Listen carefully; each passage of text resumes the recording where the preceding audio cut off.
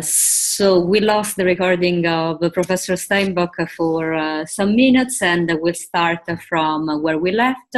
He was answering the question on psychologism and mystical experience, and he was discussing the relationship between psychologism and rationalism. So yes, okay. So all I really want to say is that there's another way of looking at this. That we've had a way of discriminating experience in terms of reason and sensibility, such that certain experiences are only allowed to appear either only psychologically or as a product of instinct, and they don't get their full spiritual integrity.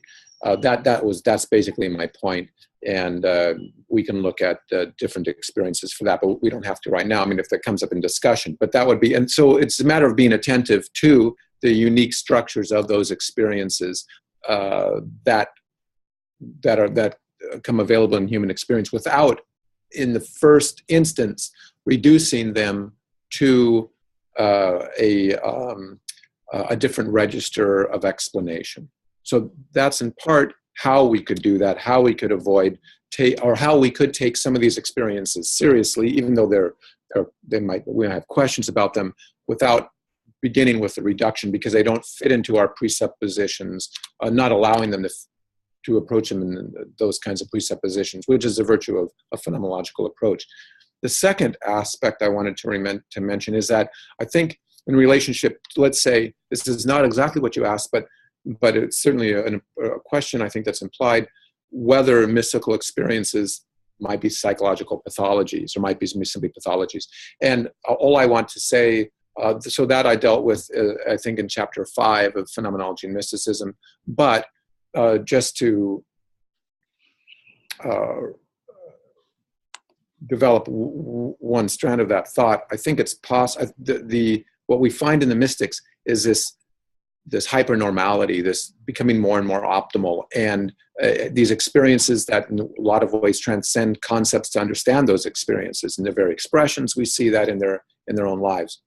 What that means is that on the one hand, there's an optimality of experience, that's a kind of hypernormality, as it were, that doesn't conform to other experiences, which means on one level, as a disruption of that experience, it is abnormal, as Husserl would say. But on the other hand, hypernormal because it institutes new norms, or it might be instituting new norms, we don't know. It's also possible that what begins as a genuine mystical experience becomes a pathology for various reasons, and these are all documented in the mystics. So I don't want to say it's either this or that. It could be that possibly something begins as a pathological experience, let's say, a profound disorientation that has a root that's taken up in a certain way as a genuine encounter with the holy. But I think the mystics, we do get clearer examples of experiences of the holy, what they call holy, that become maybe merely pathologies. And so we don't know, because we don't have that kind of third-person access to those experiences, in the case of religious experience, between the individual and the holy, the sacred, or God, or personal God. We don't have that kind of access. So it remains still a kind of question. But nevertheless, we might misinterpret an experience. But this would be for them maybe idolatry or evil. For mystics, that's what it would amount to, and not mere pathology. But it could go into kind of a self-deception, melancholy, as Teresa of Avila points out with the others, maybe I fasted too much and I'm just, hungry. It may not be a genuine experience. So, okay.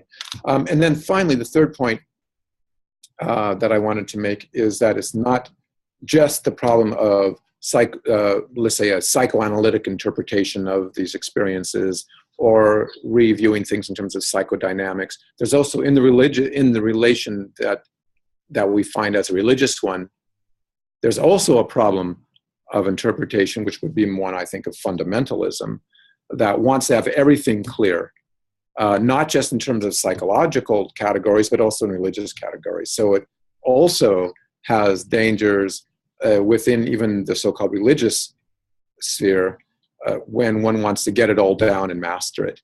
And that doesn't have to be in a psychological way or psychologism. It can be in like kind of fanaticism. And we lose the perspective of discernment and want to dispel the mystery. So there's all sorts of ways in which those experiences can be compromised. Thank you. Great. Outline. Excellent. So now I apologize for the questions we didn't address, but we thought that the video addressed them anyway. And I'll give the floor to Dr. Esteban Marin. I hope I'm pronouncing your name slightly close to the real pronunciation, from a National Autonomous University of Mexico. So there will be new questions from Esteban. Thank you very much, Susie and Steinbock. We have questions. Nacho, do you want to? No, go first, please. There are a bunch of people over here. Yes, hi everyone. Hi. Somebody wants to start with a question? Well, I have a short question, very short question. We are all very interested in your work, Anthony. As you know, you work here in Mexico, and we keep reading your books and we watch your video. It was this short question. I mean, it seems to us that, I don't know, this is the question, what for a phenomenology of such experiences like vertical evidences in this sense? Because the phenomenology has a sort of scientific task. And it seems to us that this kind of evidence or this kind of experiences go beyond what the science can manage. Therefore, it seems to us that there is a sort of contradiction between this kind of vertical evidences and the very task of the phenomenological enterprise. What do you think? Yes, okay. So first of all, thank you. I would say, well, first of all, this might take us going too far back, but what do we mean by the task of a phenomenological enterprise? If we mean the clarification of what gives itself and the structures of those experiences, and in particular human experiences that are given in some kind of first person or maybe second person perspective with evidence, then I think it's quite open. And I don't think we have to interpret science in a restrictive manner. I'm not saying you are. I'm saying we don't have to see it in a restrictive manner. I also think that if phenomenology wants to be transcendental phenomenology, that is, okay, what is that doing? It's looking at essentially two dimensions of description. The what of what gives itself, the what. Also, they're signaled by the what and the how, or by an ontology and a constitutive phenomenology, or another way to put it, identifying essential structures and identifying modes of givenness. And they, Husserl started off by wanting to bracket the question of the what, or ontology, and get right into this how of givenness, which is very useful. He also turned it around and said, well, let's leave ontologies or life world ontologies of different sorts in play and use them as a clue into a questioning of how this what gives itself in order to reinterpret those essential structures. And we can find different examples of it that might not be necessary to give right now, but where you would discern new regions or new ontological categories, as it were, new regions of being through a constitutive analysis. And that's a scientific enterprise, I would say, that belongs to Husserl. If we don't mean it in after all, part of his work was a critique of the European sciences and that science, the scientificity of science, if you wanted to say that, or a critique of the reduction of science to the quantification of experience, or in other words, to be real means to be mathematizable. It's a critique of that. So it already opens up what science means in that way. So I would say that the task of a phenomenological enterprise is to give an account of the limits and powers of the human person in terms of those experiences. I don't want to, I think subjectivity is already a limitation to that. You can use that as a general term, but that already weights it in a certain way. And that demands a philosophical anthropology, and that means giving an account of the wide range of human experience. So that's why I would say it does. And to do that means not to presuppose there's only one kind of givenness, which is what I call the presentational style of givenness. And not to presuppose it. We don't want to just start asserting other kinds either, but in and through different experiences, we can give an account of those different structures. Thank you. Esteban. Okay, thank you, Professor Steinbock. I wrote down my question before, so I will read it if it's okay. Yeah. Okay, you claim, if I understand you correctly, that in order to give an account of vertical experiences, it is necessary to abandon the kind of explanations of giveness in terms of presentation or provocation. But at the same time, all vertical experiences, as you describe them, and I think your descriptions are very, very acute, they all seem to be related to intentional objects or states of affairs. For example, revelations point to persons, manifestations point to cultural objects, epiphanies point to the holy or something like that. Yeah. Wouldn't this mean that their giveness, although not reduced to mere presentation, although it is not reduced, it does entail presentation? And otherwise, I don't know if you can give an example of an experience which wouldn't entail any relation to any kind of presentation or any kind of intentional object that could present.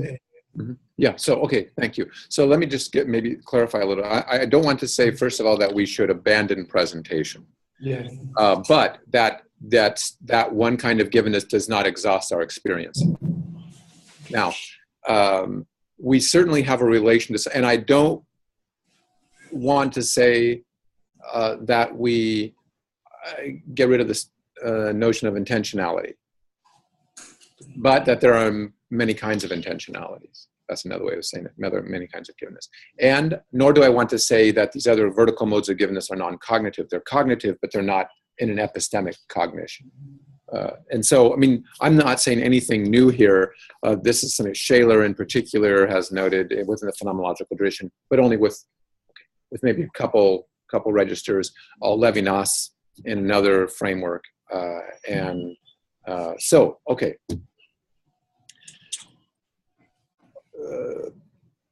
So I don't want to say that there's no relation to any otherness. There is, but what kind of otherness is it, and how does it give itself? And that I think we find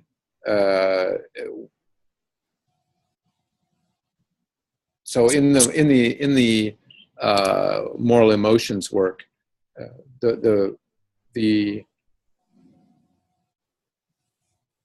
okay. So let me use the example of the example I gave of hope is one example in which we're both related to an object of hope, but also something is given as a ground of hope that allows that which I'm intending to be sustainable in a way that's not given in a perceptual experience. In the example of, well, we'd have a different example in humility, and a different example in trust. So that, I think, a really good example of the relation between trust and reliability. Reliability, I want to see if it gets at the same point. I just want to make sure that it gets at the same point that you're asking. If I experience, well, I think we have different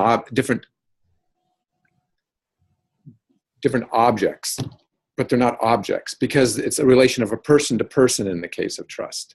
Whereas it's there goes a light bulb. Person to person in the case of trust, whereas reliability concerns a functional practicality. If my car, to use the same example as last week, if I take my car as reliable, it's because I've had a present experience of it. It's retained in its past as past. It's retained, and that couplet protends a future on which I count more or less based on my past and my present past. And that whole relation of what's given in the future as anticipatable is grounded in my present past experience.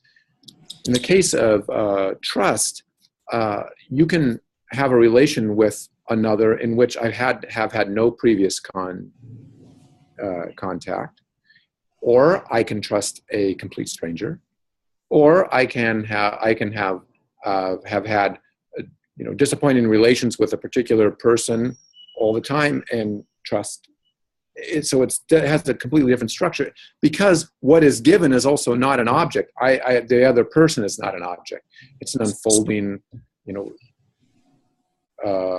of a creative source of acts and so on and so on. So I think we're not dealing with those same issues and the same structure, precisely because what's given is different, is a different quality. The other question that you're implying, though, I think I see an implication of another question. Marion, for example, will describe something that he's called a poor phenomenon. And for him, the poor phenomenon, well, is precisely that. It's not saturated. It's deficient in a certain way. And I won't go into this now, although I did try to come to terms with that in an article I'd written before. But because it's a troubling thing, what's the relationship between, in different terminology, the presentational structure of experience and vertical modes of experience? And contrary to what Marion is implying, I don't see anything wrong with a presentational experience. As a matter of fact, it's not deficient in any way, if it's allowed to open up beyond itself. So I can experience the cup, the water, the chair, the pots and pans, as pots and pans and utensils, but from this other perspective, they're seen so that they have that presentational quality to them. They're given in this way. They have a front side and a back side. I can turn on the light and see them better. We can all look at them. We can all use them. And they give themselves in this corporeal, that's not a matter of the corporeal so much, but in these ways in which we can explore and have an intersubjective verification, use value. That's their structure and that's their value. But they can also open up in and through themselves to others who made them, to the holy, in the case of Teresa of Avila, where she says, that God is among the pots and pans, in their very usefulness, in their very articulation. And so I don't see that has to do with this vertical, what I call the delimitation, D-limitation of those very products or objects that also, in and through giving themselves in a certain way, also give more than themselves. And that's why they're not simply poor. And it's not simply a matter of, well, gee, I'm just not taking the cup. The cup can't be any more than the cup. But although it can point beyond itself, I mean, the Marxist critique of objects and the fetishization of objects, we're stuck again. I'm hearing you, but the image is frozen. I don't know. Now we can hear.